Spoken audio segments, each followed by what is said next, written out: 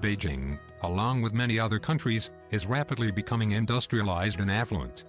With this newfound wealth, housing has become more expensive to the point that some of the city's residents have chosen to save money by living in underground service wells for the city's sewage and heating systems.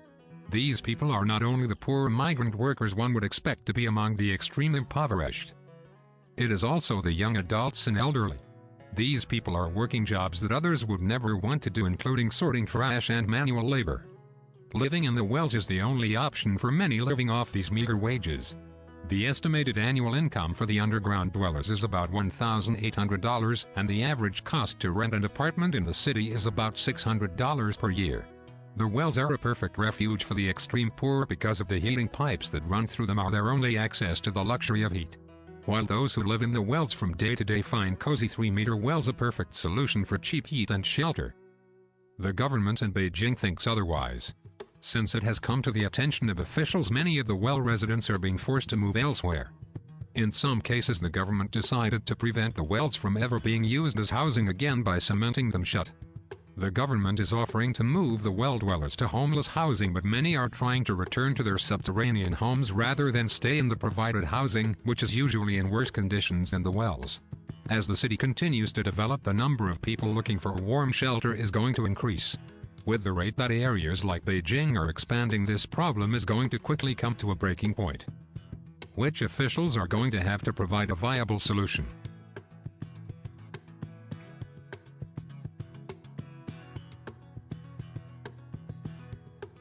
Manholes. It starts with the idea of a migrant worker that moves into the city in order to earn more money. How do they earn money? It involves various activities. They are hired to work on the assembly lines. They wash cars on the streets. Or they sort trash from landfills. Because housing in the city is really expensive, they go underground into manholes. Who goes into these places? Well, sometimes they are couples or young lads. These manholes go down 9.8 feet and are 9.8 square feet and are used for the city's heating and drainage pipes. The manholes become a seasonal shelter that is mainly used in harsh winters in Beijing. One of the main reasons they go down there is because of the heating systems that run through there. The dwellers need the heat and shelter that the manholes provide. Couples will typically spend about 20 years of their lives living in the manholes. One of the main driving forces that takes them down there is to save money.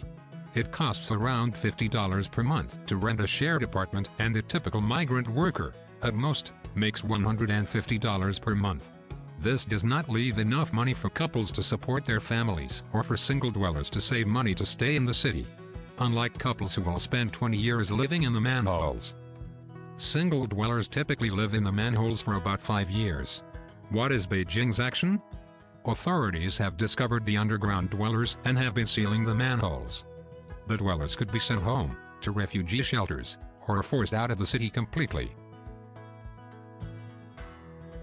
First, we believe that the best solution might be offering the dwellers a free apartment, but we understand our limitations for this project and our solutions. As designers, we can do work that lets more people know their situation, and appeal to more people to help them. So it's better to say that our solution is a system to help the low-income population. We designed these two products to improve their quality of life or to make them feel better about their situation.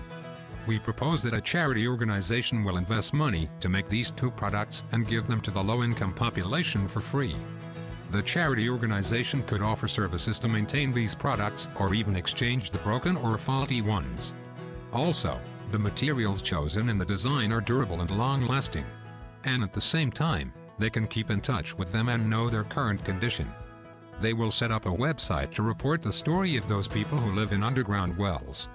It can attract more attention from society and raise awareness of their situation. Since most homeless shelters have worse conditions than the manholes, we thought that possible solutions could make living in the manholes more manageable and comfortable. Organizations that could have funded costly affordable housing could instead be asked to fund small products to distribute to the underground dwellers. One possible solution being proposed is a water bottle that provides the basic needs of water, warmth and light. They can easily get the water from public amenities like drinking fountains. There are many places that offer free drinking water. Currently, the subterranean dwellers rely on candlelight in the manholes. This is not safe. The candle lets off harmful gases in the small space and could cause the heating pipes to combust. The water bottle includes a solar-powered battery that would be charged during the day while the subterranean dwellers work or forage. Then when they go down into the manholes, the water bottle will provide warmth, light and water.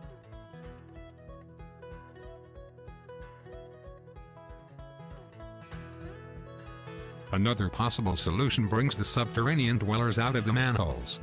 The charity organization that could have paid for costly housing would instead provide a backpack or vest that becomes temporary structure. Most of the dwellers only live in the manholes during the cold winters.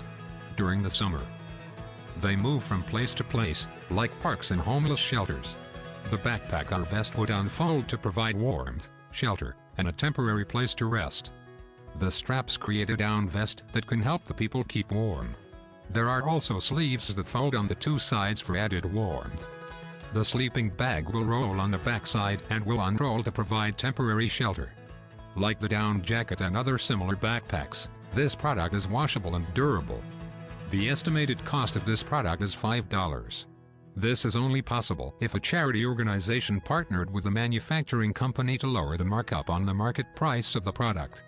This is a price that the population could afford, or the charity organization could provide the product for free.